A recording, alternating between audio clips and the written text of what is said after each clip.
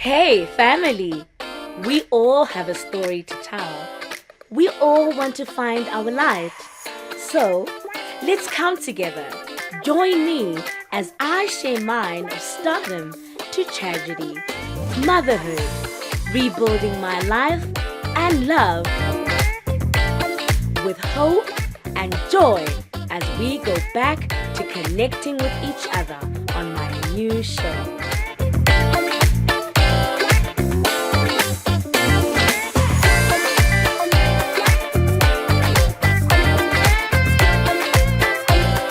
Hey everybody, welcome to the making of season 2 of After Dark with myself, Kayise. And today we have none other than the amazing Spitch Nzawumbi joining us. Kayise and I had been talking about a lot of things before on social media.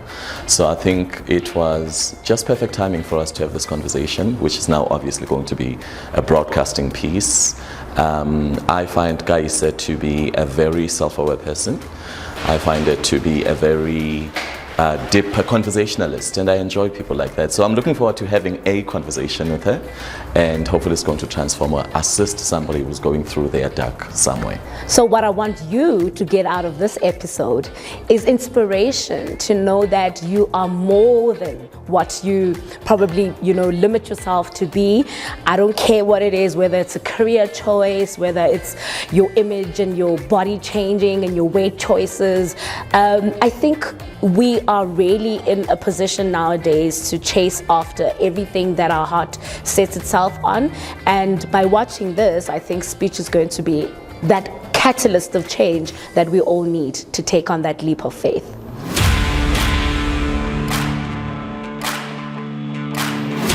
In this moving episode of After Dark with Kayise, media personality and everyone's online confidant, Spitch Nzawumbi opens up to Kayise in an intimate conversation that traces his incredible journey of transformation. They delve into the pivotal moments that have shaped Spitch's path, the profound lessons that he's learned, and the principles that continue to guide him in his quest for self-mastery. It's not a linear road. There are many ways of going about it. As Spitch reflects on his life as a modern-day expert and nomad, he shares the resilience and wisdom that continue to fuel his evolution. When you have gone through, when you've had a long journey to get to what you would define as your dream. This episode is a tender exploration of self-discovery, courage, and the pursuit of a life lived with intention and purpose. See that there is life after darkness.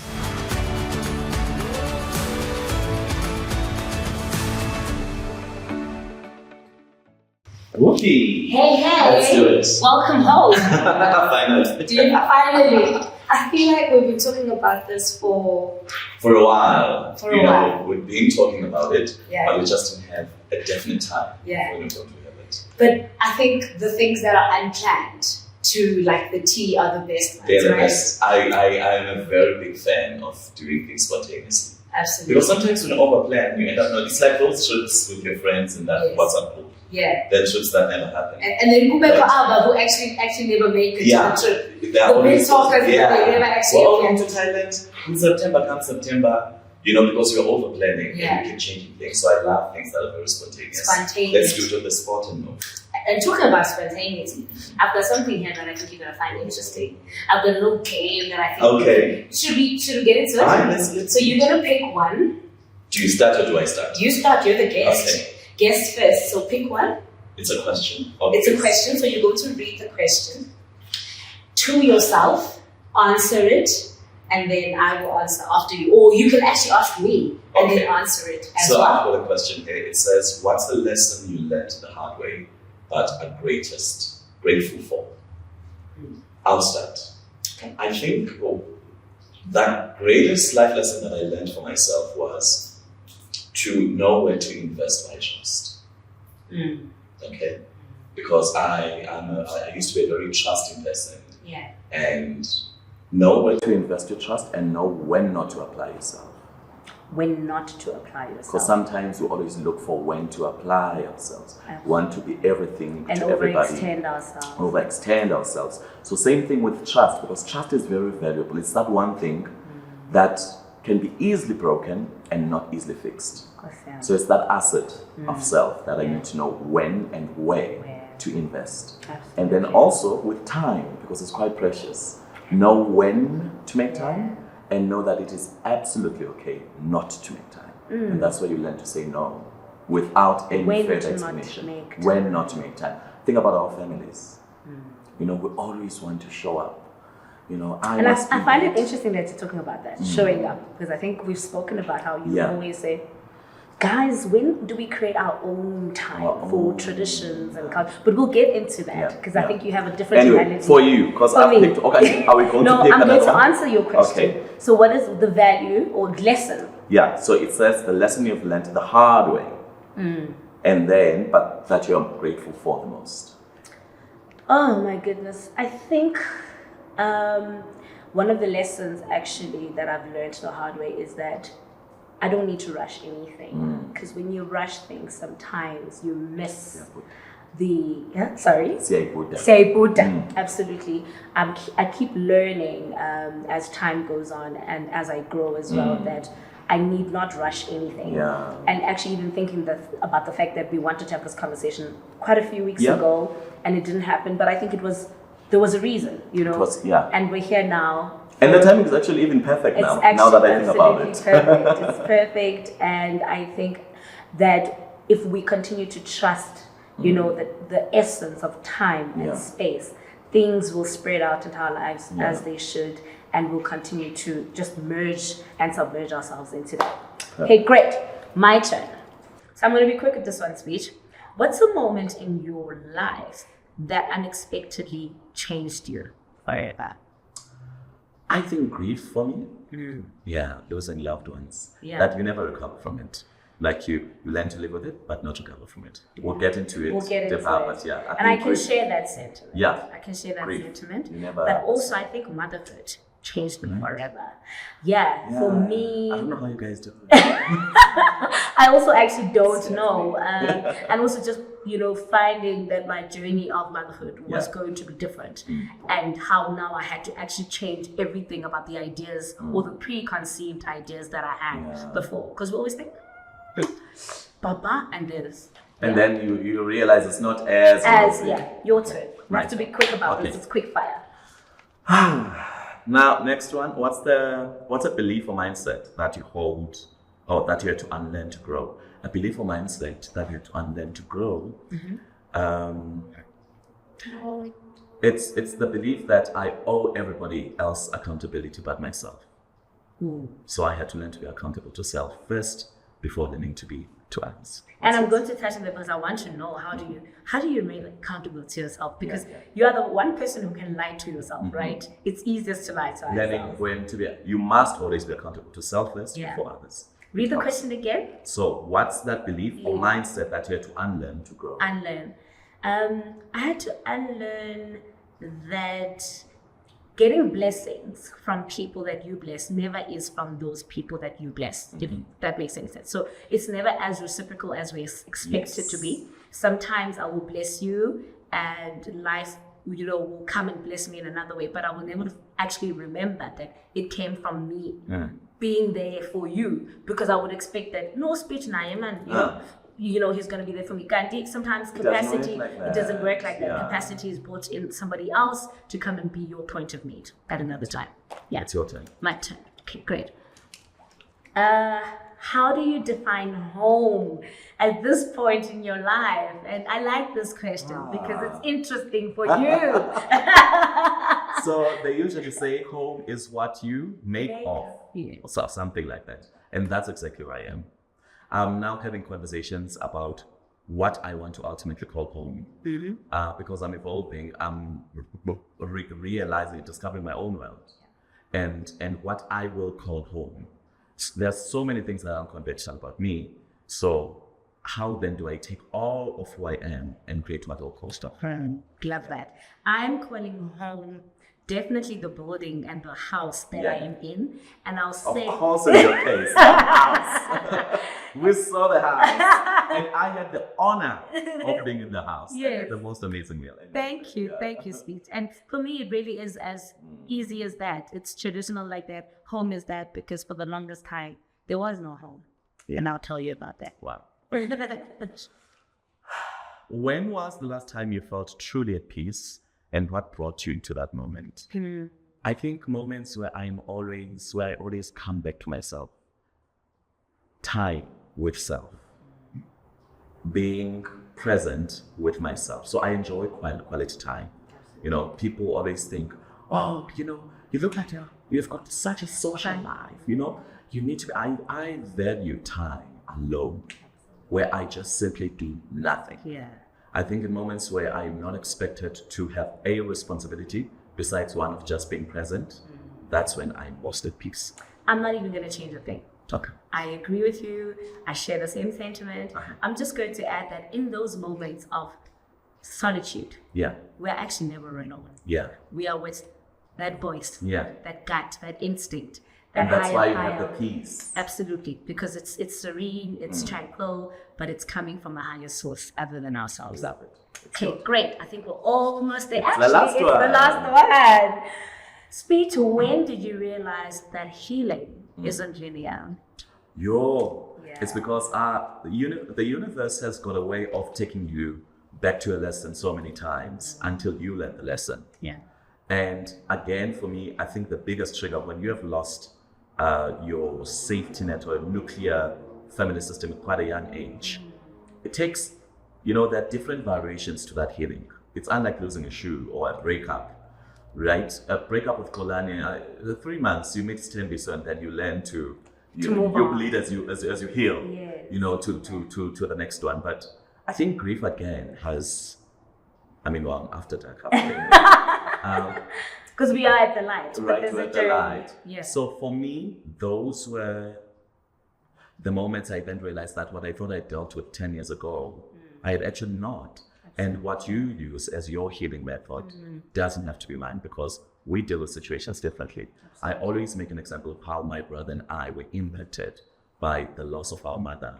Completely different. Absolutely. We got the news at the same time, but then I realized that she was different people to us differently, right? You can be siblings, you can grow under the same roof and have completely different experiences of your childhood.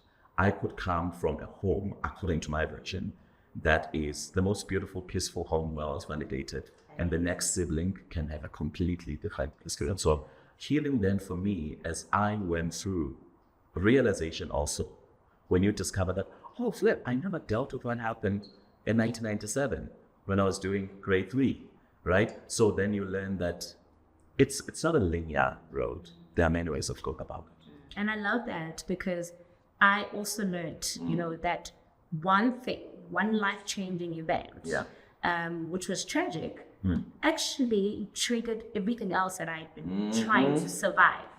Because I think Trying to survive, I think that's when the light bulb moment came, and I realized that I was actually on survival mode and not thriving. I was not thriving, but I was trying to just get by, packing all the trauma within so that I could show up as Kayise. Then this one thing happened and it changed everything. But I want us to actually go back to those formative years, growing up in the Eastern Cape, before you and your brother here. And I love how you speak about your brother, because you've shared with me that, he's talented, he's a great cook. He's an amazing cook. And I'm going to help you force him to go to culinary school. When we spoke about home, I should have said, home also is where my brother's food is. Because it doesn't matter where it is. And I love the light that comes into your eyes when you talk about it. So much. I can tell. Tell me about those years before the sudden, turn of events that changed everything and the trajectory of that. So the year is 1989. On the 25th of October, I'm then born into a family of 3. That's my mom, my dad, and my older brother. He's 3 years older than me. Mthatha, Kayise, Ebobodo, number 9. That is real home. And then growing up, Mthatha sort of forced me to be very streetwise at a very young age. you must remember that Umtata for the longest time, especially back in the day, people who went to the likes of the University of Transkei, because there used to be quite a lot of migration. People would move from the likes of Gauteng, going that side. There used to be missionary schools, if you remember, some of the best schools, or Blackberry and whatnot. Yes. And so Umtata was a place where you needed to be very autismal. And if you're raised by a Xhosa mother, you know, you can't be timid. I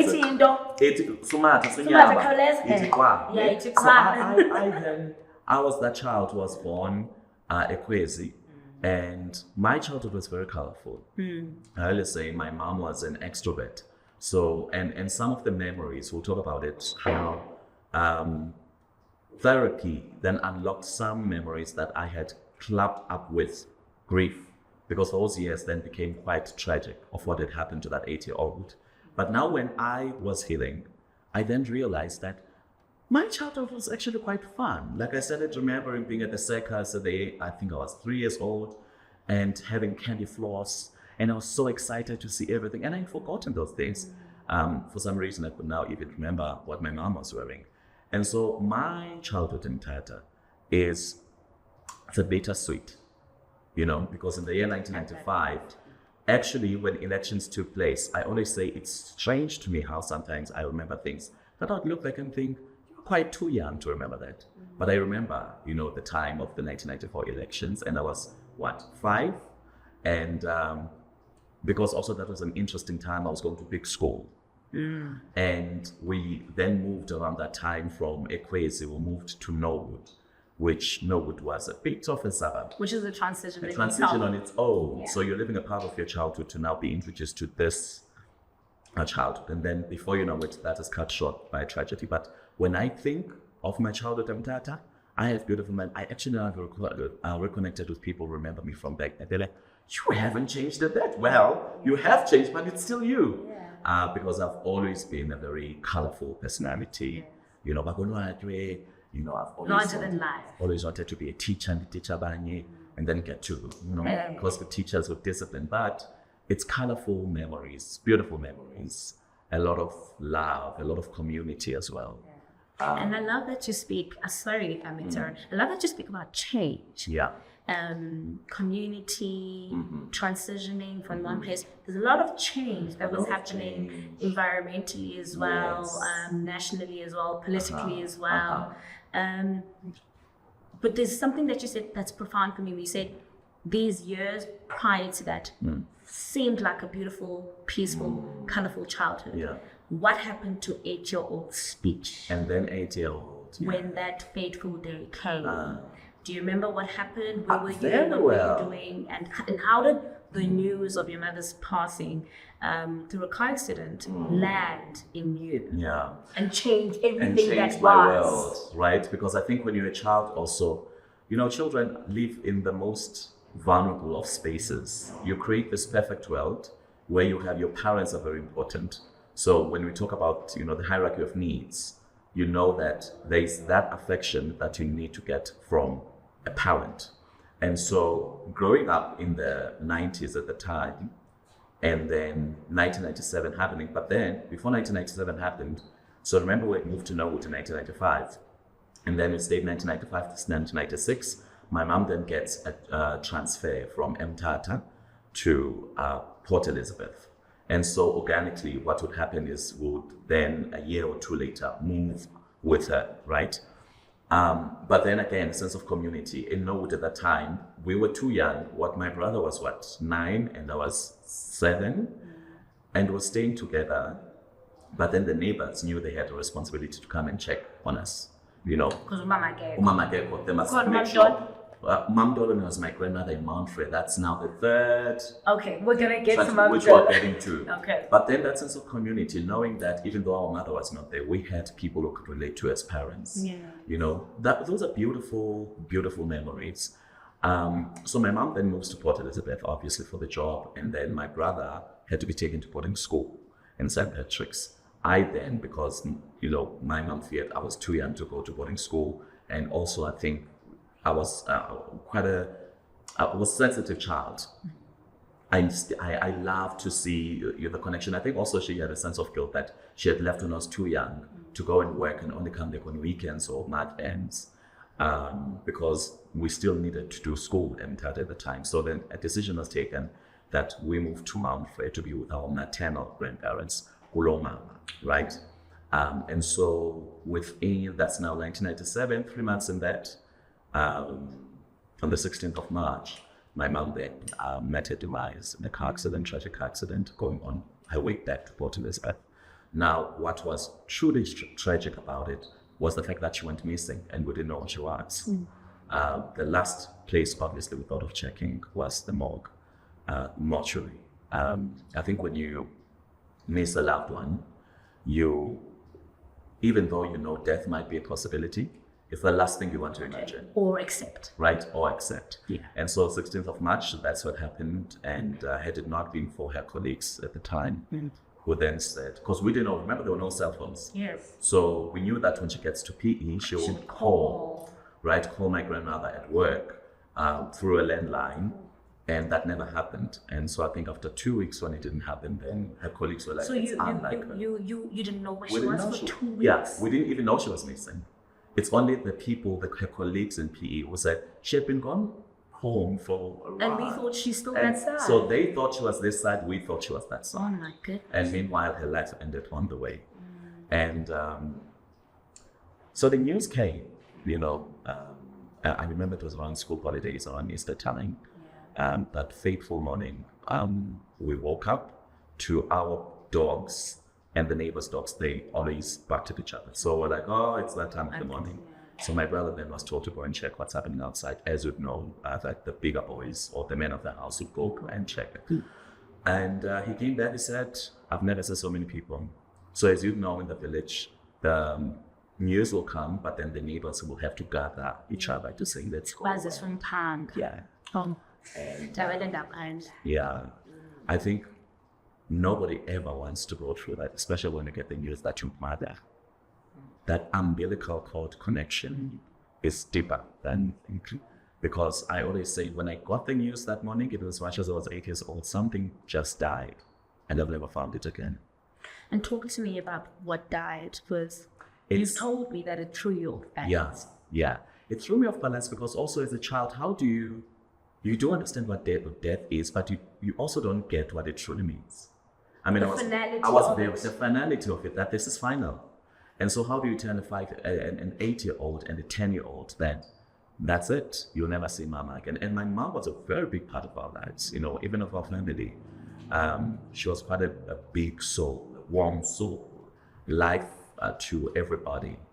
And now that morning, we got the news that actually, my grandmother, I remember when she cried, she said, I wish I had an opportunity at least to to take care of her and then give up.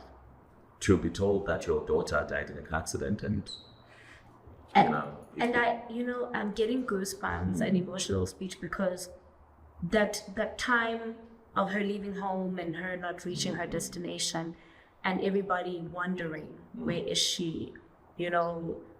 For me, as I sit here, I'm receiving it as I think the grief starts there. Yeah, exactly. I think the most painful part for us was how it happened. Precisely, how it happened, but also like your grandmother was saying, that you didn't get the chance to understand how your grief can land there or get you there. And of course, we're not saying it's better. It's better, no. To there's see no somebody, better way. go through suffering for you to accept. Yeah. But at least, you're able to make some kind of connection. And would you then think, or rather say, that as a young boy, were you then able from that point to understand or get an understanding or sense of what unpredictability of death is? No. We had to discover our new reality and born with our new reality, our new normal, as I call it, as life was happening as well. Okay. That's the unfortunate thing about death. People get over it, right? Very quickly. People get over it because life moves. And you're stuck there. And you are stuck there, right? And you're like, in fact, people get over it the day of the burial. Yeah. When they come, they wish you well and leave. after you give them that good meal and whatnot, you sing together, they leave, they go to their realities. You are then stuck. You're stuck with discovering what the next is. How will life be without this person? Because there was such a focal point of your reality. And so I think for us, there was a very odd conversation I had with our brother, and we're picking new moms between my aunt and my grandmother.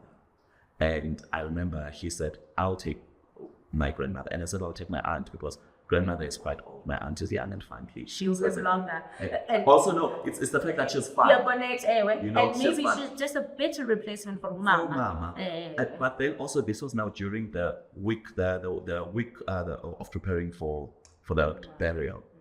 And you never have time to be alone and to deal with what's happening, because in African households, it's the busiest time you will ever live in.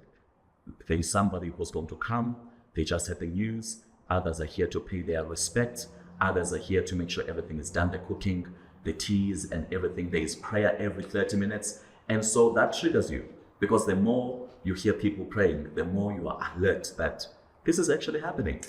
And then we do that very uncomfortable, and I always say it's a ruthless tradition that we have of stripping the household of the person's pictures and their clothes, and then take their clothes and give them away. I remember my grandmother was very intentional, and they said it will invite bad luck, and she said, I'm willing to live with that. I can't have my daughter's clothes just be scattered around like that. It is a very ruthless, because it's done immediately after the burial. I think and I guess it differs from family to family, because some kutwa like kulula after a year. Yes, others. So Inzila, it can be kulula after the year, but in some families they take the clothes immediately, especially when it was tragic, when it was an accident. Because also we have this thing of believing that death can affect the living that much. And it follows you. And it follows you. Because I remember there was a question of where she'll be buried. My grandmother said, I thought it's obvious that she'll be buried in our family garden. And then the elders then said, no, she can't, because this was tragedy to invite bad luck.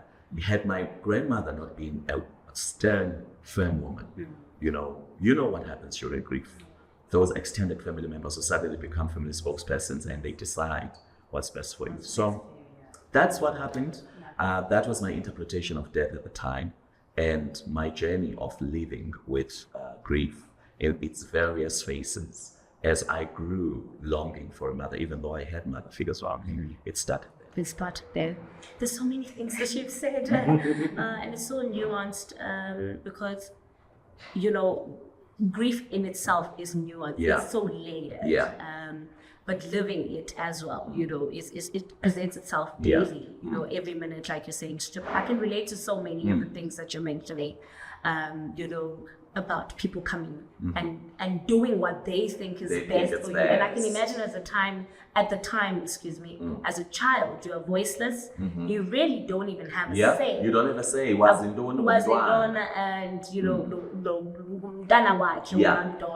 and she would know what's better. And you can trust that. Yeah. But I like that you say you and your brother were able to find some sort of comfort in saying we're not left alone, but none of these women that we're left with are going to really replace them. And I think that's a conversation we always miss, Kayise, and we avoid it. We try to replace the dead. And I always say because also remember, we don't have the language to discuss, properly talk about death and black feminists. It's that one thing to stay away from. I remember when the family, because it was back in the day of cassettes, video cassettes. VHS, the time of VHS. So we had the funeral videoized, but then it took a year for the family to say, okay, we can watch it. And I remember even then, it was this taboo thing not to talk about. And as a child, again, going back to how my brother and I dealt with it differently, I had moments where I would go and watch the tape. And I found that whenever I watched that tape, it was like I'm hearing certain things for the first time, and I was healing through it. It was your way. It was mine. And I can really relate, because sometimes we need to go face that pain in order to sort of you know. And I remember when I moved back into my house where the clothes were taken, you know, by family members, people were often like really flabbergasted. Why would you go back to where your pain sits? But I think that's the only way where we can get to this light that we're talking about, where you confront it and go through it for what it really is. Tell me about what Umamdolo and Umakazi taught both of you about resilience and just really rising through adversity as young children at the time, and they're raising two young boys. So remember, in our household now, having moved from us just being the two of us, now we moved to my maternal grandparents' house. They're still my uncles, who are younger because my mom was the first one, so they were still young, some of them were still at school. There were cousins, you know how it is in Black families. So we then got to be merged in that community, that family structure. And I think one of the greatest values that my grandmother, you know, she used to say something about isishobo sezinya, and saying that there are two types of isishobo. There's esekazi, the blood relative, the ones you never choose. The biological. And the ones who become so dramatic. You're just stuck with them for life. And then there's isishobo that's in your chosen family.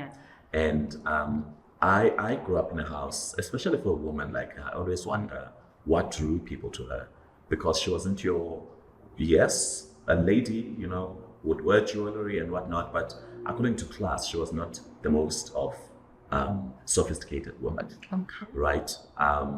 Life had dealt her some cards as well, and I think she had to then find her way to raising children, being also a Black African woman in the context of tradition, and knowing that we constantly being reminded to know your place.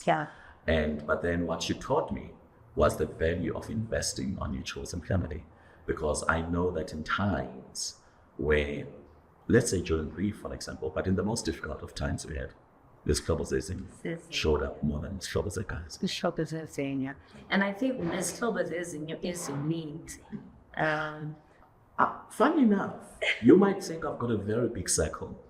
When I say big, I don't necessarily mean a crowd. I just mean people outside of the people that you're born, which is, I suppose, larger than the normal. Yes, definitely. Because also we're a very small family there, our immediate family. So yes, I do. But I'm speaking purely based on what you said in the beginning, that you've always been a community person, even how you would relate to people. So maybe you were able to draw people in easier? I think I've always had that in me. You know, my aunt always says, you were such an outspoken child.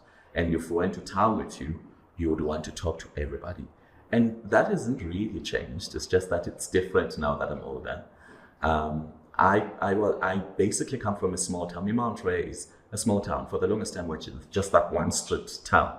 Because in as much as there was Umtata earlier on, but I got a big part of my childhood is in Mountfrey as well, because that's where values were instilled. And so, as the Shobozezing then became just that family man, that friend who just becomes a sibling, and people would actually think you're siblings. But the good thing is you've got a choice to activate and choose for them to be in your life or not to be in your life. So that's a big value. Number two is, I think my grandmother just had a way of teaching me to dream.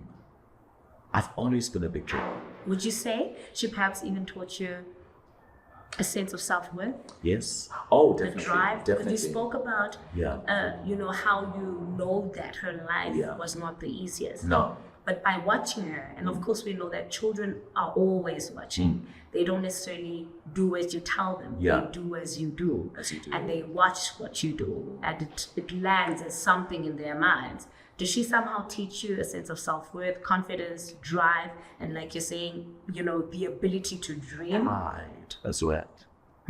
You know, you must have pride, because the day you don't have pride is the day you would have lost a very big and very sacred part of who you are. Being proud also of where life places you at that moment. I am a person who's gone through different cycles of life, and I still do. But I've lived my best life in my highs. I've had my lows as well, and all of that. And it is learning to embrace the journey as it moves. Again, going back to life not being linear, I think I had to learn that at quite a young age. My grandmother would teach me to never think I'm not good enough for anything. If you want to do, I always tell people how when I was, 8, 9, I was a pigeon boy. What is a pigeon boy? Remind me. As in, I entered before beauty contests. Oh my And I goodness! would win. Why wouldn't you?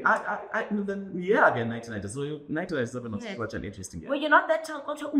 Yes, I even had a nickname, Ngqula. But at the end of the time, there is something about how also she taught me self-worth and self-love without teaching me vanity. And there's a very thin line. There's a very thin line. You can be very aware, right? You can be very aware of how you look.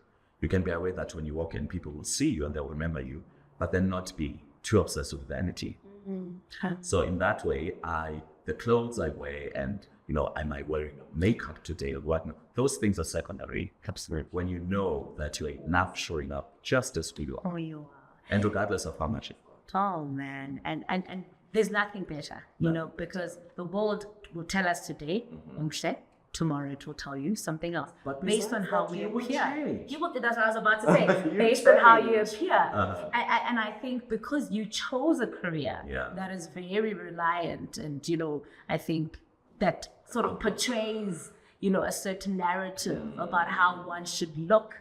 How do you think those experiences in your childhood got you ready for a career in media and broadcasting? Cool. So with knowing how you appeared to be Exactly. and knowing that you were also not vain about it. Also because I was a very confident and flamboyant child, right? I was always Are you in danger? right. Yeah. So I once told a story, I think on TikTok, and I was telling the story of how in my primary years, there was this young girl, now that I think about it, but she was my senior, and she just did a thing of coming to pick on me because I was just too clean. Oh. Right? Okay. And it was a thing like, when I think about it now, I'm like, it was bullying. And I've always heard, in the rural areas, especially before my voice broke, or I had facial pain and whatnot, there will be many instances where there will be a question, is the boy or a girl? Right? But then more than anything, I think from a young age, then growing up in the village and being exposed to different realities, and also lack of exposure in certain things, I think my grandma then taught me to stand up for myself, because I remember one incident where I came back from school. There was this older boy who, in our school transport system, because we'd be picked from our different households, he just used to, and he would name call me, call me a sissy and all of that. And I always tell people that I first got called of any name calling outside of our house, not at home, because I came from a home that truly encouraged me to just be me. I was never forced or groomed into any form of toxic masculinity, which is something I truly appreciate about my home. I was embraced in both my feminine and masculine self, right? Abilities, capabilities. Everything. This is why then I tell people that I can cook. I learned to cook at home. I loved home decor quite young. I spent And quite a I lot. think most importantly, it was okay. It was, I never saw anything wrong with it until outsiders will come to our home and say, why do you see a boy always in the kitchen? I'll be like, I don't know boys are supposed to Then be you there. kind of have to check And then now my grandma said, we Yeah. don't have gender roles in this house. So I grew up in a very non-binary home. And And then this now is you're why. 17. Yes. You're 17 at the time, because I like what you're saying, non-binary. Non-binary. Did you even know what that meant No, I at the didn't. time? But now you know. Yeah. I've always it's like my dress, I've always worn what I feel like wearing. I've always done what I feel like doing. I've always been comfortable to be myself in my home. And this is why again, going back to what you make home to me will always be a place where I am able to be all those things, and it's okay. I don't have to justify why I do certain things. I don't have to, restrict myself because I feel the environment is not welcoming for that. Yeah. And I think growing up, because I was 16, 17 at the time, I didn't know what any of that was.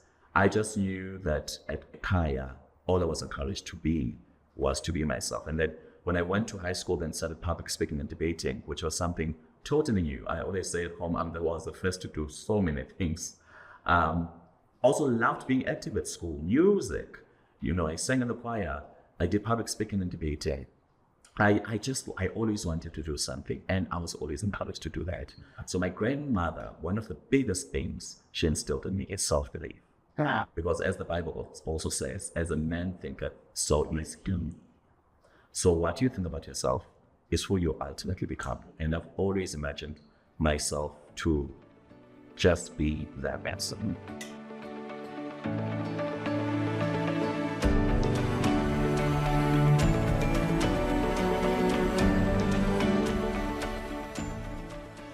And I love that you're saying who you ultimately become, because I want us to talk about the journey of becoming and that self-discovery.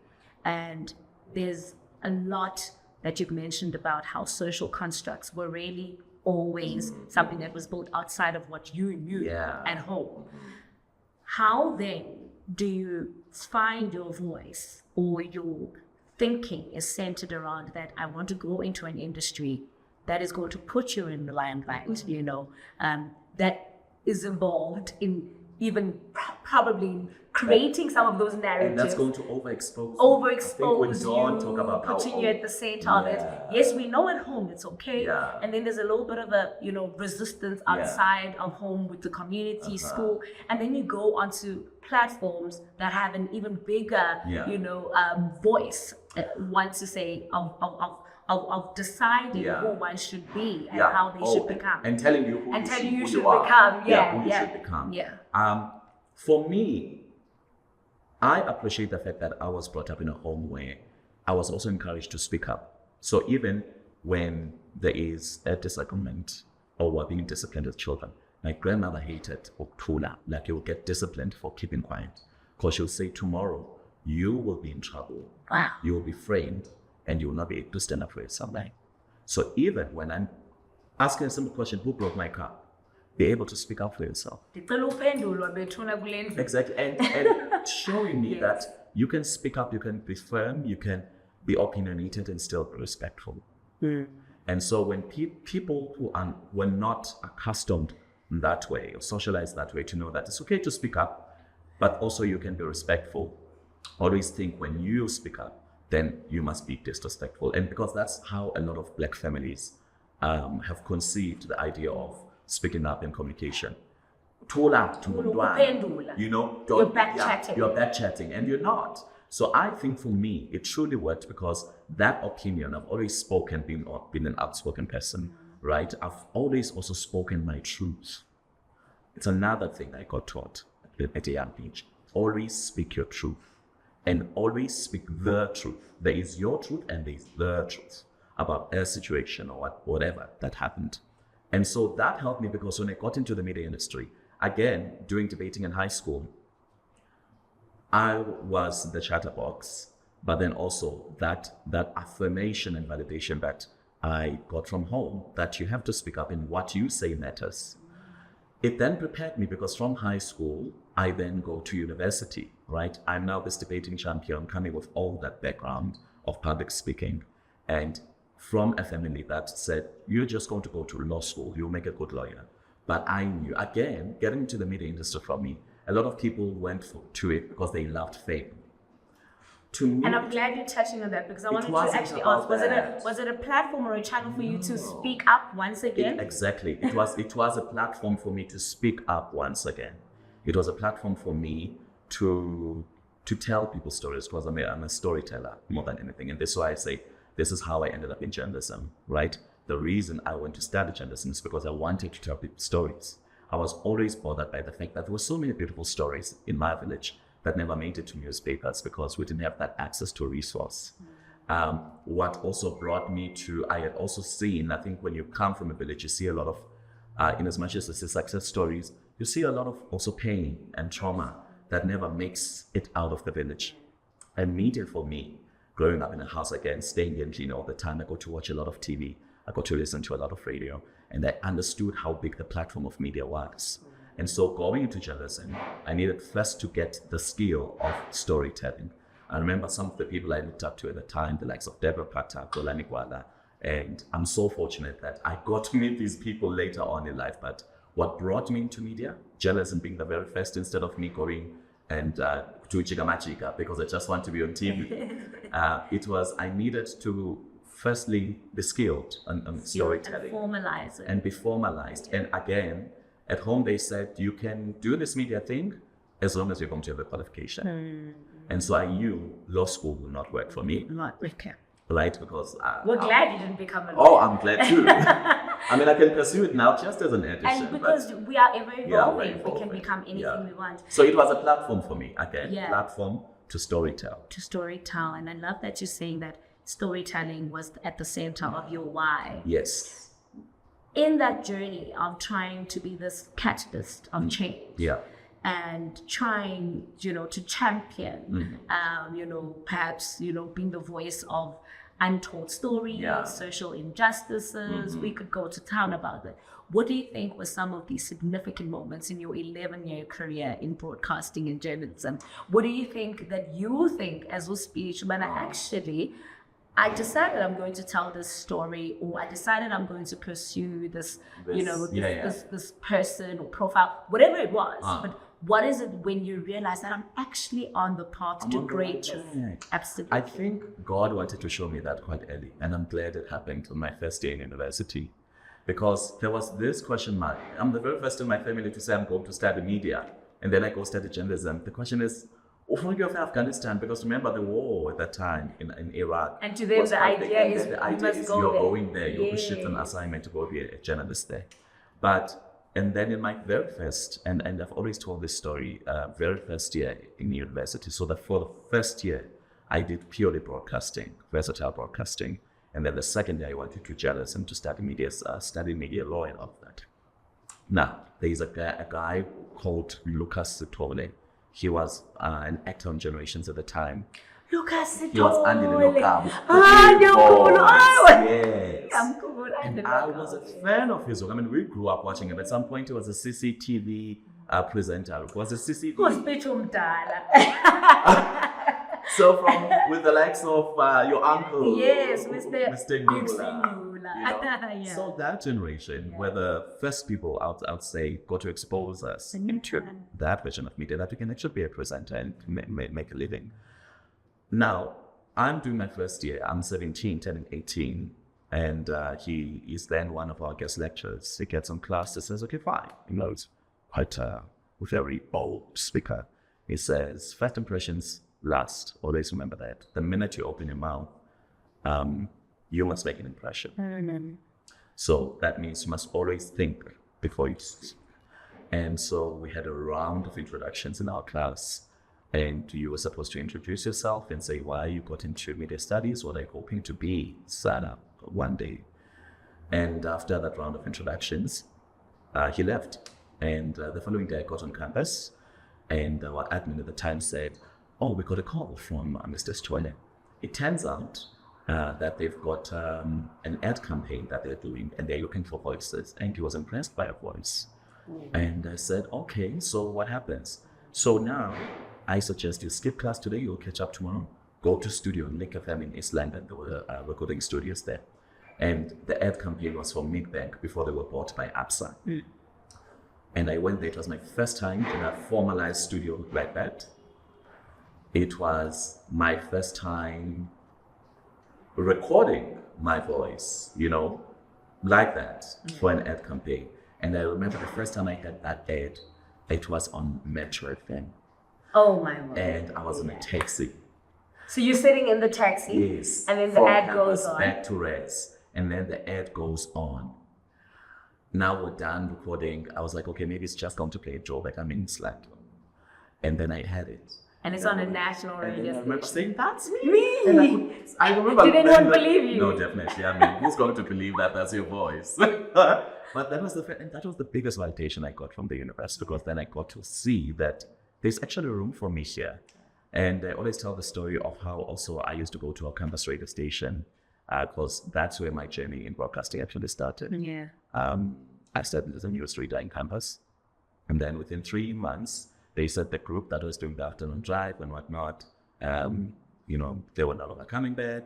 There was a time also we just didn't go on broadcast. So when they were going back, then they said, do you mind being part of the You was with perfect place. I was like, of course. And that was perfect timing for me because then I got to go through my boot camp in broadcasting. I always say it's important for you to have your boot camp because it's a very public platform. So when I went through that campus radio journey, I could make all my mistakes. I could learn new things. I could discover who I am as a broadcaster and all of that. So I think then that's when I was like the very first time that Mick Bank advertisement, I was like, okay. And I got 3,000 rands as a student. Which was a lot of Which was a lot of money. And I remember I went shopping like crazy, because I'm in university now and of course I got to save, sir. But that was the biggest tick I got at that age. And the rest is history. I've had so many doors. Actually, I said the other day, I think I've always, going back to what you were saying about always being on survival, I rarely had lived within my moments, right? As a broadcaster, I think about it. At the age of 22, I was working in communications in the parliament from university, fresh from university. And then I left that at the age of 24. I just turned 24. I said, I'm going to pursue broadcasting in Johannesburg. I didn't have a job then. All right. And people always think I came here. I left Cape Town. Yeah. A job that was within the premises of parliament at that age, with so many opportunities I had to grow. And I remember I said there was a conversation that was happening within myself. And that conversation was about what's next. And it felt like a very key turning point in my life. And I remember the voice in me said, you can either pursue this, which is to leave everything and go to Johannesburg and find out what's on the other side, or you can stay here. But just know that even though you stay here and have a different trajectory, altogether, that train will be gone forever. And I love that you're saying that train will be gone forever because then if you didn't take the chance, I would have never had all these opportunities. And then within 3 months of living, lo and behold, I had a show on SABC1. And we love what happened, right? We love because then we were introduced to you. Yeah. You spoke about Ngqula. Yes. Did you not present? I got to see him during elections. Did I not get to present a show? Yeah. Come on. You see? You see the this universe? is why then I say I've had so As many Khulume, let's moments. talk. No, yours so was many. Ilungelo Lakho. Mine was Ilungelo Lakho, but then I got to present present that as well. Okay. When it was now called Sunday Live. I had an opportunity because it used to play on SABC1 on Sundays in the evening, and it was talk. And he is one of those people who really, inspired me, sort of like showed me the style of broadcasting I want to get into, which is quality journalism, but then also storytelling, interrogating the truth, and always siding with justice. Yes. These are the highlights, but of course we know that just like grief or any journey, nothing is ever linear, nothing is always as expected. Were there any pivotal heartbreaks? Yeah, there were. Actually, before even making. Am I taking you back a little bit? No, not really. Okay. I think about 2 years before that, another show that was on SABC1 had a public, presenter search. Right? And I know all about presenters. And you know about all those no's and those yeses, but then you got that yes. That one yes that gives that you changes everything. Yeah. So then we're in Port Elizabeth at the SABC studios. Now they're hosting this auditions. SABC1 is there. There's going to be in television. I'm a young hopeful at the time. And I remember this was a lifestyle and entertainment show on SABC1. So I get there, I do my audition. They take me to the next round. And I remember when I got to that panel, obviously there were executives from SABC1, but then also there was Claire Mawisa. Oh, our beautiful sister Claire. Elegant. You are God, Sister Claire, you need to tell us a secret. I saw her rapping to Master Rhymes.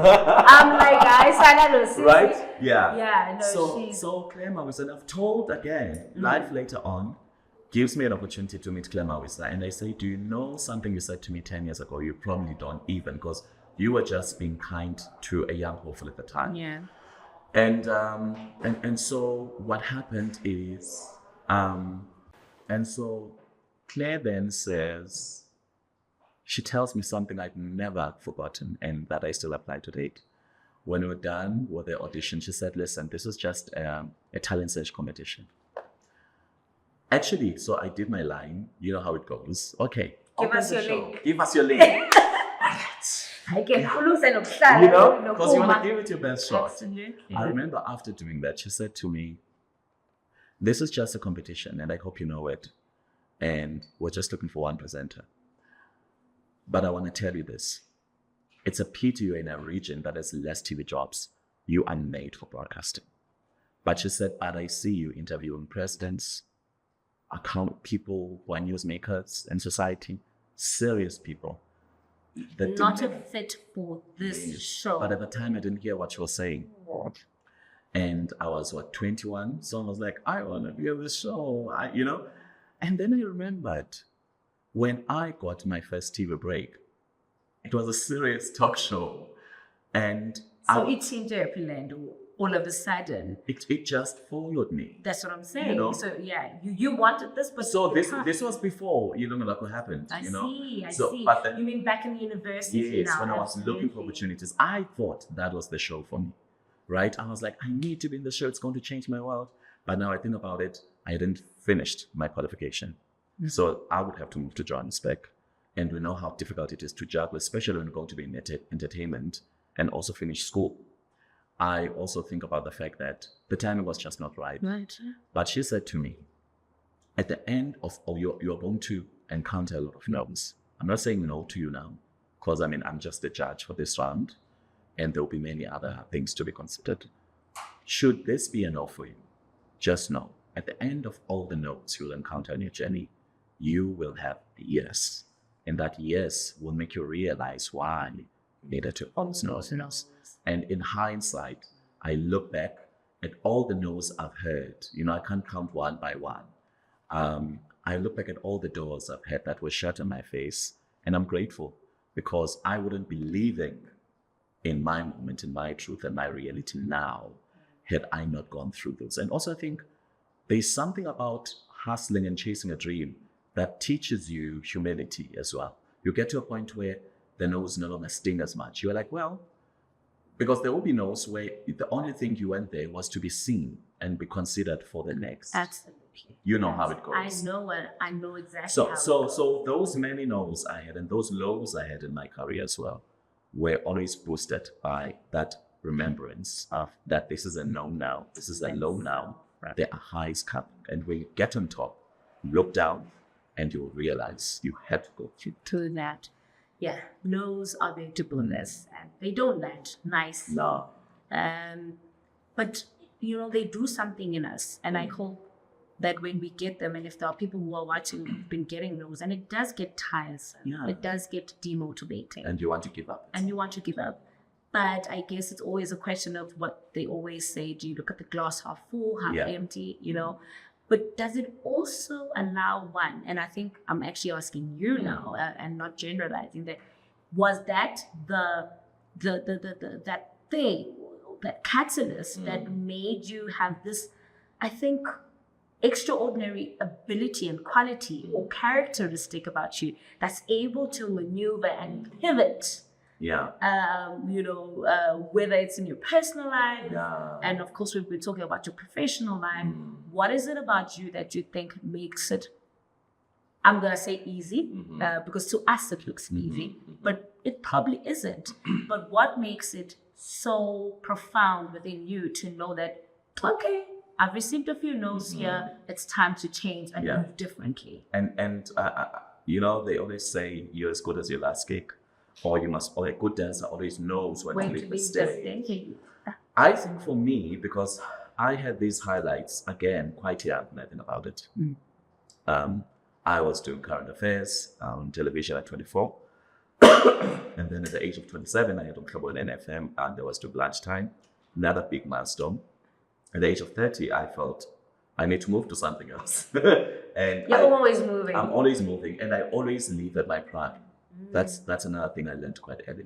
Sure, and that's a difficult thing to do. Always leave it. Because it can feel like yeah, I'm meant to I'm be still here. here. I'm there. You You're know, settling my in. show is the biggest right now. And Always. the recognition is coming. That is the best time to sit yourself down and say, what's next for me? Yeah.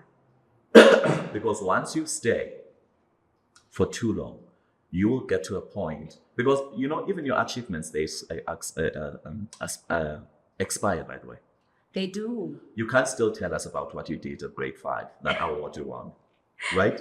Because it has Although I'd like to still say I'm that OPW presenter, and I'm like, Right. no. I many- also don't want to be described like that for the rest of my life, because there's so much even more. your achievements, yes, they expire. Yeah. They are relevant to a certain extent.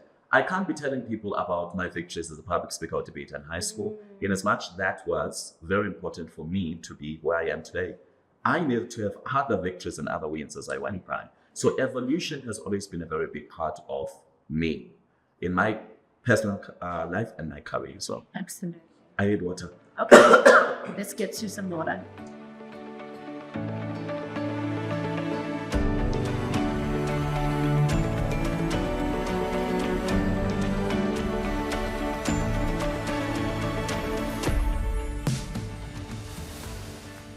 Let's talk about that thing actually, about moving against the odds. Because transformation and the journey to self-mastery is pleasant. Yeah. Once you've reached that level of mastery, and one would say even actualization. You're a seasoned broadcaster. We've gone through your accolades. You've done well. South Africa praises you for that. And then jiggy. Spitch is like, I'm packing my bags and I'm going to Dubai. And we thought at first, okay, You thought I was on I thought you were on holiday. And But then that's like, all that it's been is, 2 man. months. Hi, Zana. He's not coming back. So Tell me about that. So again, going back to evolve, I've never just done one thing. I always say, when I was in television, it was also around the same time that I lectured journalism at Rosebank College. When I did radio, I would consult on the side, you know, do communications and marketing and brand strategy, just to have something else that you do on the side, but also because I'm multifaceted. Absolutely. I always say, never define yourself by your job. Yeah. And that's one thing I had to teach myself also. Knowing that there's more that you offer beyond the title that you currently hold. Because these titles can't go. Currently, right? I'm a CEO today, I'm something else tomorrow. But then also the yearning to discover more about yourself. It is in those moments that you realize there's more, in fact, that you can do. We've got this tendency of always typecasting ourselves. So because I went to school and I studied law, I'm going to be a lawyer throughout this lifetime. Maybe I will be a practicing lawyer for about 2 or 3 years, and then I will evolve into something else and take that skill and use it in another gift. What happens actually? Because that voice, you know, or at least in you, because many of us are afraid to listen to that voice that says it's time to change, it's time to move. It comes in you, you can ignore it or actually decide to pursue. For you, there was someone outside of your voice telling you that you should continue with that move. You met an elderly lady. Was it here in Dubai or in South Africa? I mean, here in South Africa or in Dubai. But there was a universe that came, or a voice to affirm through this woman that you had never met, but confirmed within you something that you had been feeling for quite some time. So I am now, remember 2 years before that, I had left radio, Ngqula, and I said, I'm going back into communications. But then this time around, I was fortunate to be in a very senior role in government. Okay. And then I left. Let's talk about that thing actually, about moving against the odds. Because transformation and the journey to self-mastery is pleasant. Yeah. Once you've reached that level of mastery, and one would say even actualization. You're a seasoned broadcaster. We've gone through your accolades. You've done well. South Africa praises you for that. And then jiggy. Spitch is like, I'm packing my bags and I'm going to Dubai. And we thought at first, okay, I You thought I was on I thought you were on holiday. And I'm that's not why going to it's these been 2 men. months. Hi, Zana. He's not coming back. So, Tell me about that. so again, going back to evolve, I've never just done one thing. I always say when I was in television, it was also around the same time that I lectured journalism at Rosebank College. When I did radio, I would consult on the side, do communications and marketing and brand strategy, just to have something else that you do on the side, but also because I'm multifaceted. Excellent. I always say, never define yourself by your job. Yeah. And that's one thing I had to teach myself also. Knowing that there's more that you offer beyond the title that you currently hold. Because these titles can't go. Right? I'm a CEO today, I'm something else tomorrow. But then also the yearning to discover more about yourself. It is in those moments that you realize there's more, in fact, that you can do. We've got this tendency of always typecasting ourselves. So because I went to school and I studied law, I'm going to be a lawyer throughout this lifetime. Maybe I will be a practicing lawyer for about 2 or 3 years, and then I will evolve into something else and take that skill and use it in another gift.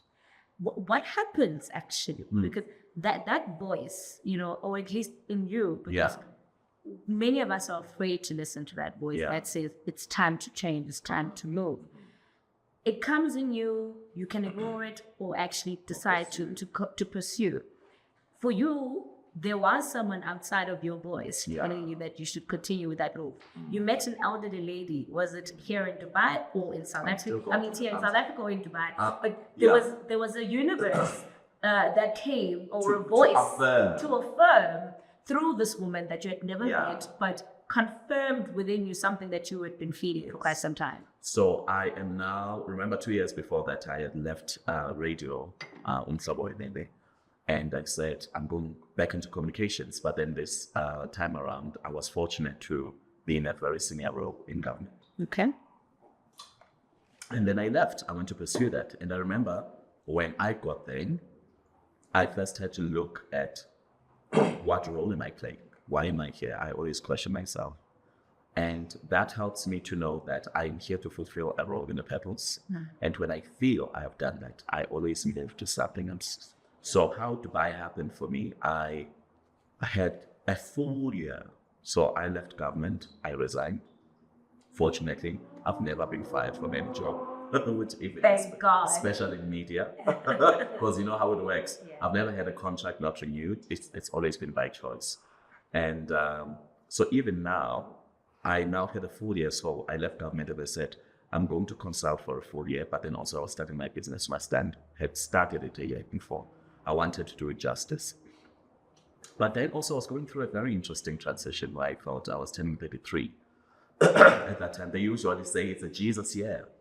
I'm 33. Oh, you're 33. That's your Jesus year. I know. It's your Jesus I'm year. And you're feeling going like for a resurrection. I need to give you a hallelujah or Right? an amen Hallelujah. right now, because I felt exactly that way when I turned 33 this year. There's something. It was like crossing the Rubicon for me. Exactly. Yeah. And that's what I was going through. But I just didn't have the language for it. And I remember I would say to my friends, I feel I'm supposed to be doing something else, and I don't know what it is. And I remember the first 6 months of the year were quite frustrating. Now, I had gone back to do radio on weekends. I still wanted to have my week for my business and whatnot. And you know how demanding a radio show can be. So I didn't want my Monday to Friday to be implicated. I just did that breakfast show on Saturdays, and then I'll carry on with my day. And I remember I was going through I just felt a part of who I always been was dying, but I was not depressed because I'd been through depression before. I just felt I was going through a very interesting rebirth. Yeah. And I was becoming aware of myself in so many ways. I was comfortable in things I'd never been comfortable about or into before. And I remember saying to my friends, I know I'm supposed to be elsewhere. And somehow I just started obsessing about South Africans who are living in other countries, expats. Oh. And Dubai happened actually when my friend, who had been my friend, or who stayed in Dubai for 8 years. For 8 years, then like 7 years. then said to me, as we were talking, we're just having a random conversation, they said, I think actually it would be time for me to just go and pursue more outside of the country. But I don't know what format that would be, right? Would it still be in broadcasting? Am I supposed to do something else? But I just knew that I needed to take this leap of faith. Now, I'm going through that, and then my friend tells me of this. Now, the opportunity had already been presented. I had gone to Kenya to see the team, to get to see what happens in real estate, especially in Dubai, the entire roadshow. So it was an entire experience. But is it enough of that experience for me to leave everything I built in South Africa? Am I making the right decision?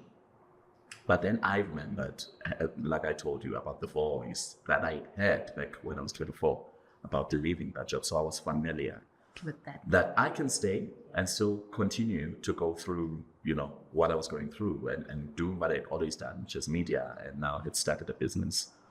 But then I went to visit my family in KZN. And this person just came to our table, firstly. Here I am, I'm chilling with my aunt. We're going to have lunch. Kayise says, sorry, I can't ignore this. I don't know what you believe in. I don't know whether you're Christian or whatever, but I've got a message for you. And I've always had people who have a message for me. I'm against people reading you in public, yes, but if you really have that message, especially when it comes from a stranger, I always take it that it's more authentic as opposed to a person who knows your story. I mean, we're chilling now here, and then I suddenly get into a trance and I'm greeting you. Surely you'll be like, aren't we having bubbles? Is this the moment? Yeah. So this lady comes to our table. It was actually an elderly couple, and then it says, you are going through crossroads. You need to cross over to the other side. And I'm told to tell you that the decision you want to make is the one you need to take. You need to take that decision. Oh, man. And did you need that? I needed that. Because we always have but I wasn't this surprised. I wasn't shocked. Because I remember the strange thing. I'm sitting with my aunt. We're in a restaurant. This person is saying this to me. I thought she could hear what they were saying. And then afterwards, she's like, what was he saying? I said, you didn't hear that? So the message was it not was for purely her, for me. specifically. So I had to tell her what, and I was surprised. But and I can imagine to her, it was like, but why didn't I hear that? Yes, she was like, no, I didn't hear a thing. So I knew that was my message, right? I've had instances where I get a message randomly. It could be something that I'm reading and passing, and I'll know that's for me. So for Dubai, that was the validation I needed, that I need to cross over. I am going through a resurrection and a rebirth, again, my Jesus here. But then more than anything, everything that you need is on the other side. Tell me about the other side. How did that change your life? How did Dubai reshape you, restructure you? It exposed me to a lot of what I had previously deemed impossible for myself. To see that. And we're talking about everything. The world where everything is possible. It's large, it's in opulence. What does that actually, what is that awakening like coming from Mthatha, Mount Frere, Eastern Cape is actually one of the poorest provinces in our country, moving to Johannesburg. So each phase is just showing you more and more. Talking about Ngqula Mbambo, there's a song of hers that I love, that I'm actually remembering now. She goes, Lord, we need more. Yeah, more. We cry for more. More. Yeah. More. How did more feel? So, it's a very... I had been going through this moment where I felt everything that I had defined myself. Also, this is another thing. It's important to always check, what are you defining yourself with? And I realized that for the longest time, I had defined myself with my career. Everything was centered around that. I am Spitch and I needed to find another me, another version of me that will do as well, but in something completely different. And what Dubai exposed me to is, firstly, it's a world of possibilities. Everybody's from somewhere. We're talking over 140 nationalities. Some you didn't even know exist. Everybody's coming from somewhere in the world. But then most importantly, it activated dreams of mine that I used to have at some point in my state that I had forgotten. Okay. Let's talk about dreams of yours. Sometimes dreams, in fact, most of the time, dreams about ourselves or that we have for ourselves are always external. When I say external, it's always like, I love that dream job, I love that dream house, that dream car. What about the dreams for self? And, image and everything. And what was that pivotal moment of transformation for you? What was the dream for Spitch? Because that's where your weight loss journey began. You arrived there, and then you start to self-remember, I presume. But how did you remember that was the dream? That you didn't want to be in this body anymore, and you wanted to have another? I think I just wanted it to. I was tired of being obese. Let's start there, right? I have had every single fat joke in the book. Again, we live in the age of social media where people feel the need to just go there, right? And sometimes because we're a broken society, so brokenness is usually the order of the day. We need to break them so that we feel worthy of ourselves. Exactly. But then it wasn't that external for me. I think I wanted more and better for me. And I always tell people that I think when you're in an environment that is just so pro-health, active lifestyle, seeing other people live healthy, which is something that I tried before, but I think I was doing it for the wrong reasons. I just wanted to be smaller. I just fit in that size 20 something. But this time around, I wanted to do it for my health. I wanted to give myself a better body for me, right? Because I've got dreams that I need to live. And I know that if my health is compromised, and you're living and I live in that body, I would no longer allow myself to be carried by that body. Even though now I still say I don't want to be defined by just that, because now with Spitch was lost weight. There are times I'm like, okay, get over it, guys. In fact, right? I've always been me. It's also interesting. I always tell people, people treat you differently when you've lost weight. Especially in my case, when you moved from being 166 kgs to being 82 and 84 at most. People just receive you differently when you're smaller, which is, it's problematic. It bothers me, but then it then goes to show you just what society is. And there are things you can't change about society. But for me, more than vanity again, it was I needed to serve myself and serve myself, the best version of myself in this lifetime, because I'm not guaranteed to love the next.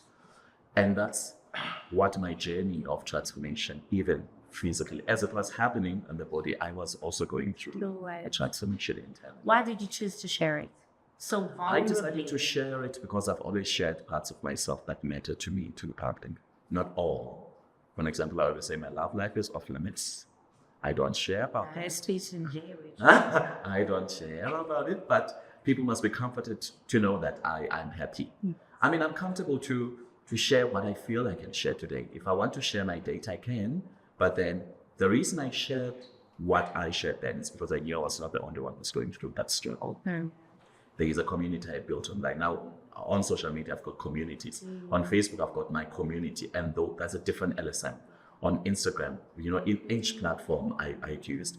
But then also I was going through a very big change in my life, and I wanted to afford myself time to use that opportunity as well as I leave everything. So in as much as it was physical, leaving my house, my career and everything in South Africa, and so holistically, I also wanted to live that version of who I'd always been behind and begin with. So there's a psychological element. Very much of it was psychological. Yeah. Also, I mean, my relationship with therapy started to pick then. So. Did you actually experience any body dysmorphia? I did. I think if you're a person who had always been, had weight issues or image issues growing up, you will always, there are days I still have it, where you wake up and I see the old person on the mirror, right? And that is where then empowerment psychologically comes in, because you get to have somebody who walk the journey with you, and so that you don't end up with a condition, let's say, this is for something good. Yes. But we need you need it, because you can have eating disorders. You're going to have eating disorders because the body dysmorphia is telling you haven't lost enough. Yeah. I'm still big and what. And then also I always go back and interrogate my intent in everything I do. Why did I get onto this journey? Was it just to look good and to look slimmer? or was it to have a full transformation? And I always had to remind myself that as I journeyed with my physical transformation. Okay. Has the journey of the actual loss of the ways, sharing it, vulnerability, all of this things together, has it changed your approach to social media and the weight conversation? Really, what has social media done in this journey for you as you endeavor to perhaps decide to share more or maybe less? Where you at now with the social media? Well, firstly, and how you navigate? Firstly, I now realize I trend in platforms I don't exist in for this weight. I mean, I left Twitter, now X. It's been over a year. And that was also a personal decision. I just felt, well, it has become a combative space.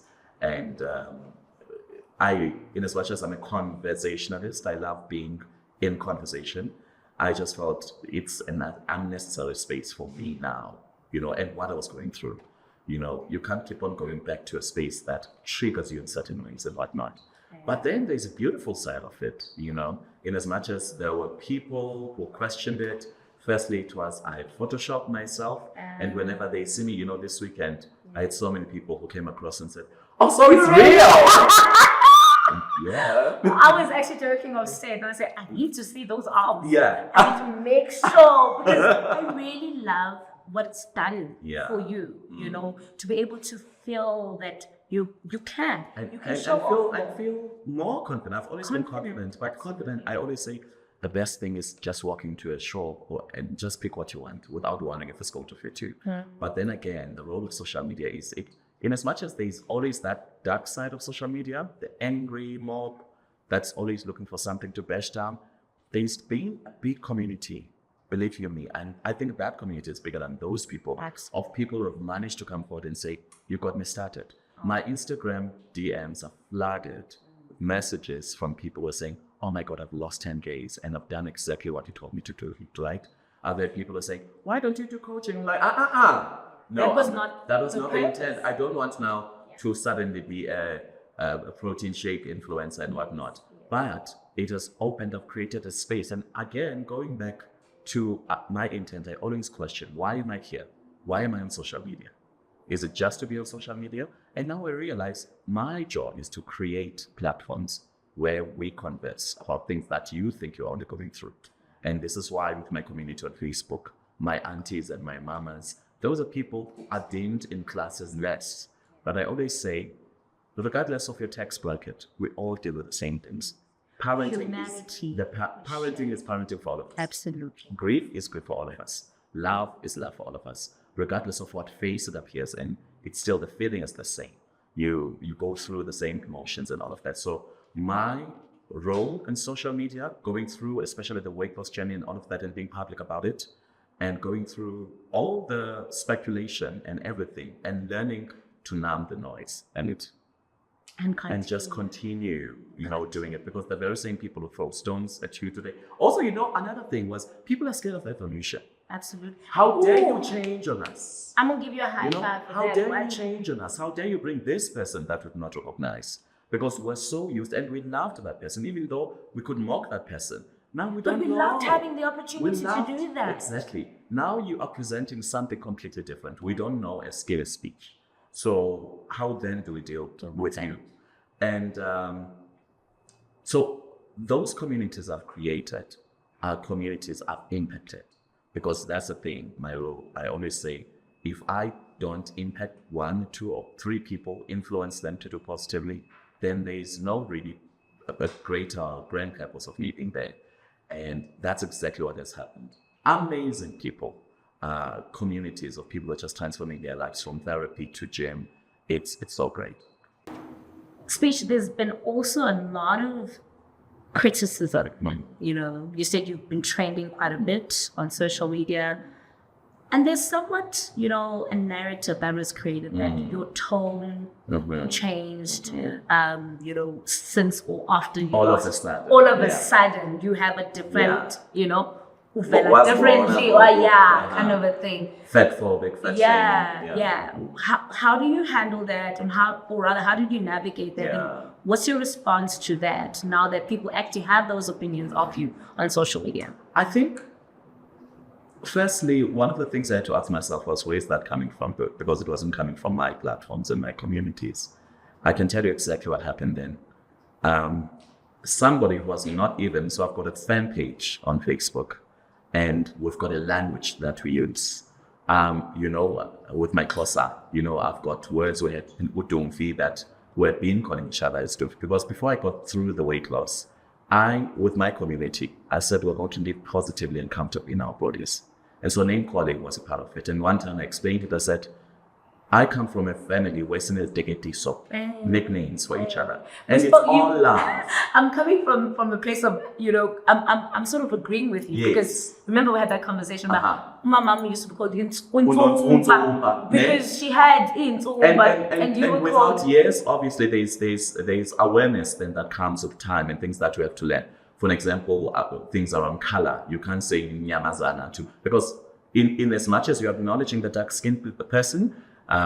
It's also colorism to an extent, and we know what colorism has done to our society. Absolutely. What had happened in that incident is a person from Twitter came and said if anyone had to go through the comments for about 24 to 72 hours, we just had banter as we always did.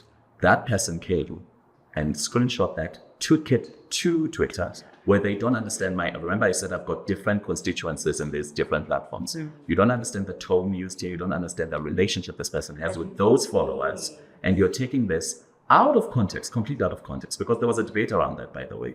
A lot of people said, what we have always used this name and this word, which is Itwalabe, right? And I said, in context, I want you to give me your own definition of what you think it is, if then you're going to reduce it to that, which is being fatphobic. And the fact that you feel the tone of my conversation has suddenly changed because of how I appear, it means to me you are actually waiting for a moment where you're going to wait for me to fall into that and say, aha, we got you. Now that he's lost weight, he's being like any other fatphobic person, right? Yeah. And conversation. Now that he's left us, he's on the other side of being fat. Conversation on social media and otherwise can be taken out of context. It's subject to being questioned. It's subject to debating. What I personally, and truly after going through that, because also I was offline when that happened, right? So sometimes you trend on social media, and then when you get back, come back you're like, and it's a different world. Yeah. So many comments. I was like, oh, my news lit, what's going on? And then I realized, would it be like that? oh no. I was like, an entire conversation that's been happening in my absence. I then went back, again, accountability, and I said, I take full responsibility of the fact that I was talking to my community, the people that were absolutely no problem. And the question was very simple. It wasn't offered fair people at this and that and that. No. Then that is subject to different interpretations. I do take full responsibility of the fact that I need to be careful now that I've certainly lost the weight. The joke that we used to have, if we're both poor and hustling, it will not sound the same when I'm suddenly on the other side. Has that changed your relationship with social media now? No, not at all. Remember, for me, social media it's just a platform. I don't live my life on social media. I don't define my life by social media. It's just a platform that I use for conversation. And I always say every dog has its own day on social media. You wake up today and say it's a sunny day, and people will say, how dare you say that? Actually, we've been watching you. Because remember, people say to drafts on social media, for a day, he trends. I need to hit with this one. Yeah. And so again, I don't see what other people are posting because I've got a page with 0 following, and I only engage with people who come to my page. And I was very intentional about that. Same thing when I left Twitter, because I felt it's giving access. You're trying to reason or be in conversation sometimes with people who are triggered by certain things. And I only say, firstly, your triggers are your responsibility.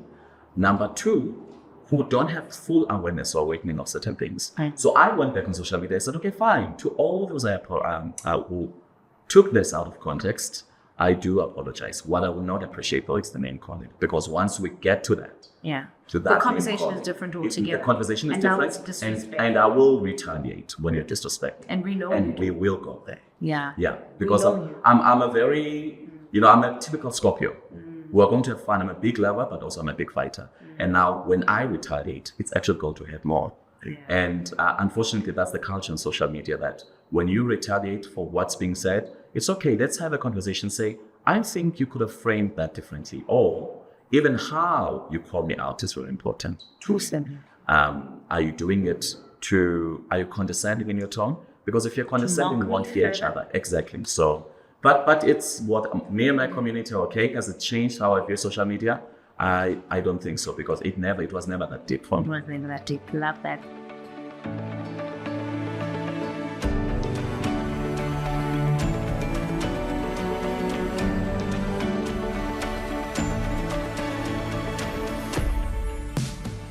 Let's talk about life now.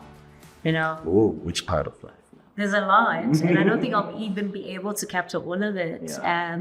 But what are some of the things, apart from the weight, of course, because that's the most visible, that you've had to shed, along with the weight, and moving abroad? It's fear of the unknown.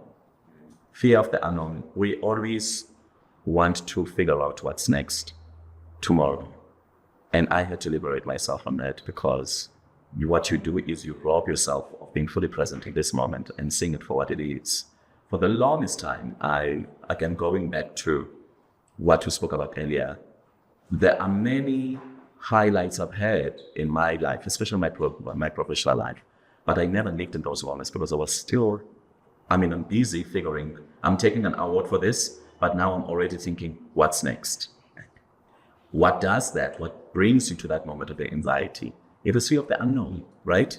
So I had to liberate myself from that. I live in my moments fully. This is why now I can be off social media and live a beautiful life that I've created for myself. Also, I've never had or felt the need to prove myself, and now I think that has gotten worse. I don't see a need to prove myself. But then also remember that I'm also one who doesn't subscribe to politics of likability. I've never got out of my way to be liked. And it's something I had to learn at a very young age, because once you go out of your way to be liked, you are subject to likability. You will always compromise yourself. You will always never speak your truth, because the truth is very bitter to most people. But more than anything, you will always find yourself in positions where you betray your soul. And I know how it feels to betray your soul, where you are not at peace with either something you wished you could have done, but you didn't do because likability. And I've had those moments where I had to stand up for myself, and I didn't. And I knew I had betrayed my soul, because I wouldn't be at peace about it. When they say after the incident, a person will say, I wished I could have. You betrayed your soul because you didn't stand up for yourself when it mattered. And would you say that that's how you detached to all the versions of you? Because I needed to let go of those things. Again, going back to what I said, I have never branded myself with my job. Or I had to quickly unlearn not to brand yourself with your title or your job, because those things will change. I'm in real estate today. I'm a marketing executive. I'm still a broadcaster, by the way. I'm doing media work. But then the other day, I could be in filming, completely different, being a director. And those are some of the things, by the way, I still want to do, because I am limitless. Now, what did I have to let go? Such fear of the unknown, the uncertainty, that you fear. And the Bible tells us that the most popular or trendy phrase in the Bible, it's do not fear. And there was a reason. Do not fear, do not fear, do not fear. Because fear will cripple you. It will. You're pursuing an MBA. I'm done. Whoo! So it's all good. Let's clap for that! The room is very proud. Yeah. I'm proud of Thank you. you. Graduating in December in France. So yeah, I'm done. Now I'm thinking of that PhD. But sure. So this journey of personal development does not stop. It's very intentional for me. I'm very intentional about the person that I want to become. I always say, when you're going through a transition like the one I had, it's also important to ask yourself, if you're saying you're evolving, to whom are you evolving? And what steps do you need to take? Be realistic with yourself to get to whom you ultimately want to be. And so, yeah. You've done this MBA. What would you say were some of the pivotal moments in your life that caught you off guard? The MBA, everything's happening so fast. Was there a moment or a time where you thought, the move, the weight, All the of it is MBA. all too much. Yeah, it's all good. Of It's course. all good. I think again, going back to our relationship with social media, and I think you asked the question: Has it social media, when you find yourself trending? I mean, now recently, the latest obsession is a flat tummy I have. The question is, did you do it? Did you go to Turkey? Did you go to or Turkey did you or not? And I'm like, well, figuring it out. Yeah. Don't touch that dime. Back after the break. But now my thing is, whenever I found myself in those moments where I felt completely consumed by my life, because life was, adulting on its own is a lot of work. And what I've learned is to detach from places that I don't need to be at. And that's the beauty about not living your life on social media. It's realizing it's just a tool that I can take myself out of and leave and focus on me now. And probably even tell the story of where you are now. Exactly. So I've had to learn that. And that's what I've done, to completely move from that noise, because social media is the noise, and go to my chosen community or whatever it is that I do to bring myself back to myself, right?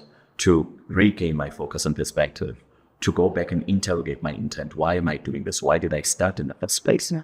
Because when you don't have those moments, along the way, you're going to lose it. You're going to forget, because you're not backtracking as you go.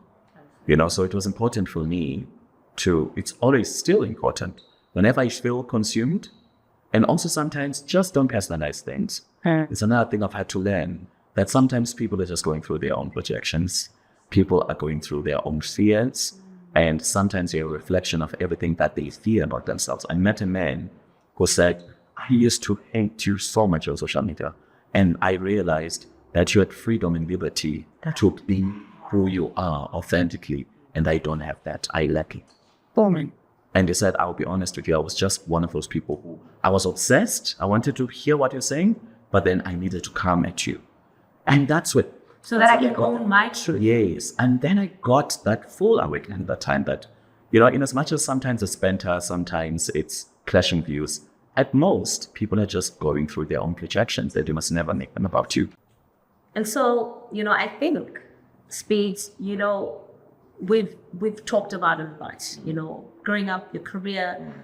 And I know you said, this is off bounds, but I can't help but to believe that when you go through a personal transformation such as weight loss, there's a certain confidence, that comes with even, the power of love and romance. As according to because Celine. there's a thing that happens, and I know that it happened in me when I started to feel like, okay, tragedy is no longer going to hold me back. To define myself. It's not going to define my ability to love, and sometimes just love, for the purpose of loving. It doesn't mean it's a long-term thing, but sometimes you just want to be able to feel sexy, wanted, and having sex again, if I'm honest.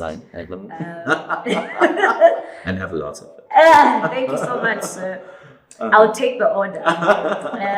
What is that now?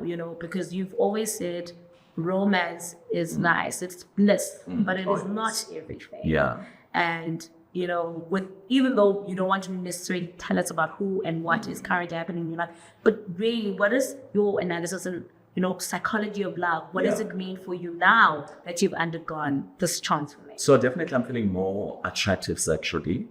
I'm more confident to walk around naked, if I may. I told you I wanted to see your arms. But most importantly, I think it's also, I've redefined my position in romance. I'm not that person who needs to come in as a caretaker, because your love language changes based on where you find yourself at that time. I think when I was bigger, in as much as, I've always been fortunate when it comes to romance. We're happy for you. I've dated really good people, and because I've listened. Yeah. Trash or not, matches or not, Yeah. regardless of that, I've dated amazing people. Also, it's always based on what I see in a person before I go for them.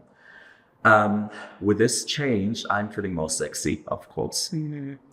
I am feeling more confident. Mm-hmm. And you said, what does romance look like? Romance for me is reciprocal right now. I am very well deserving of comfort in my romance. I am very well deserving of being loved fully to the end. I no longer feel I need to do something first in order for me to earn romance, be it sexual or whatnot. And I'm also very much confident to talk about sex, thank God. You know? Are you having sex in Dubai? Particularly in Dubai, well, maybe in other parts of the world too. Oh, gee, I need a drink. I'm a traveler, please. Oh. But I'll tell you this much. Again, if you are in a city with over 140 nationalities, honey, you've got variety. Yeah. Play. So, picky, mini, money, more. I mean, today you can feel like a strawberry, the other day a pear, and the other day you might want to do sweet, the other day savory. Guys, if you're thinking of leaving the country, but not from the me. country. Don't quote me. But no, Unquote. I'm in a very happy space right now. I am seeing someone. I am in a good space. I like how we are meeting each other and creating a world from our different worlds. You know, imagine a typical Xhosa speaker by birth and this French person, and now you are trying to meet each other. And a what? Because Fundes Tungi, so where are we going? Maybe. As Mzawumbi, Okay. for sure. Okay. But yeah, I'm in a very happy space, romantically as well. I'm very pleased and happy. So yeah. Oh, we love it for your speech, man. And I love this topic about love and romance. I know. Particularly after believing for so long that we're not deserving of it because of whatever has happened in our lives. I want to know, what is the current era of your life? Well, And if one could say, what is the mantra of Spitch Nzawumbi, you know, in the current and now and really for the future? So there's a song I love by Sydney. We're here. I love that song so much. We were here. Yeah, Besi Lapa. Yeah, listen. And I think that's my theme song. It's been my theme song throughout the year because I'm saying, man, you know, when you're like, this is definitely God did it kind of year for me. And my current reality is a reality where even there are things I once prayed for. I mean, I'm now doing media work again after taking a long break. And we thank you for and how it happened, you know, the television work that I'm doing now is it just came. You know, when it just comes, and I thought to myself, there was a time I would have crossed my fingers and prayed for this and over-bargained. And I didn't do any of that. Just simply came because I'm in a space of abundance. And ease. I want to add for you and say exactly. So what season am I in right now in my life? It's abundance. I'm in a very content space as well. I am in a very sure place. There are many things I'm sure about.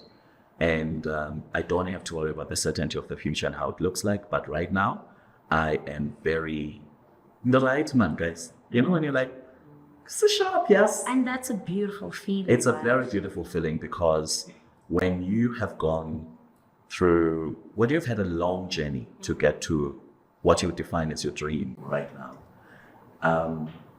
you have a lot of those moments in hindsight where you look back and you're like, wow, were I really here? Or this is only happening now, I wanted it 10 years ago. Yeah. And even romantically, I am very happy. And my happiness comes from the fact that I'm not desperate in anything that I do. Not desperate for love because there's an abundance of it. But then also, I'm in a stage where I feel limitless in terms of what I can accomplish and not accomplish because I'm seeing a lot of things that I do literally turn into gold and become a success. And that to me validates every dream in me and every part of me. And every dream that I even have about personal things, if I can think about it, it means I can accomplish it. So that's where I am. It's a beautiful space. I love it. Speech. I just, you know, for me, and I was asked earlier before we shot why I chose you. I chose you exactly for this. I chose you because I believed that you would be able to affirm to me as somebody, oh, I'm getting a little emotional, Let them out. that we don't have to live in the past. We don't. We don't have to live No. in what has happened to us. We're not. We don't have to live in the bodies Yeah. that came about as That defined that us. defined us by what other people said. You have been that catalyst that reminded me, and I think a lot of the people that follow you, and I would dare say even on a global platform, that you can fly. You can fly. So the abundance that you are feeling, you're deserving of it. The era of the writing, I'm so glad that you're able to confirm it to yourself, because we often are afraid to say the writing. No, the Because right. abanye abantu bazathi, "Uright We always njani?" look for something to complain about. complain about. So thank you for being that beacon of light. Thank you for being that after dark light that we can look to as a path or a torch on our pathway to know that the journey to self-mastery is definitely one worth taking. Definitely. And thank you for this. Thank you for this platform. I appreciate people who intentionally create platforms. More than anything, this is a platform for healing. And it's a very aspirational platform to those who are still going through their darkness, after dark. I hope the people who are watching right now, they get to see that there is life after darkness. Even the Bible says, I quote the Bible quite a lot. I love it. The Bible says, weeping may endure for a night, but joy comes in the morning. And how do we know that it is morning? It's when we see the light. So thank you for this platform. And I pray it grows, right? I pray it grows beyond your imagination and it becomes that legacy that will shape the woman that you will be in this lifetime. Because I always say, if a dream doesn't outlive you, you need to dream bigger. And so I hope After Dark by Kayise. We want books. After Dark, please, right? They're coming.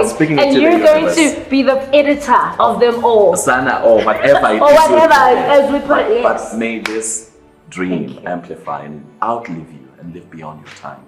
So thank you for inviting me. I really appreciate it. Mike.